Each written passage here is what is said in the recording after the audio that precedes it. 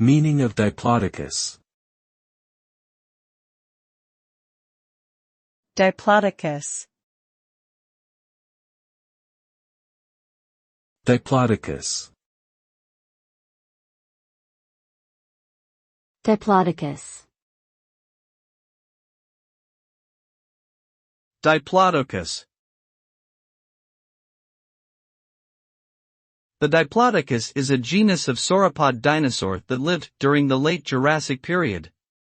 It was a herbivore with a long neck and tail, and a small head relative to its body size. The name diplodocus means double beam in reference to its double beam chevron bones found in the underside of its tail. Diplodocus fossils have been found in North America, and it is one of the most well-known and iconic dinosaurs due to its distinctive silhouette and frequent appearances in popular culture.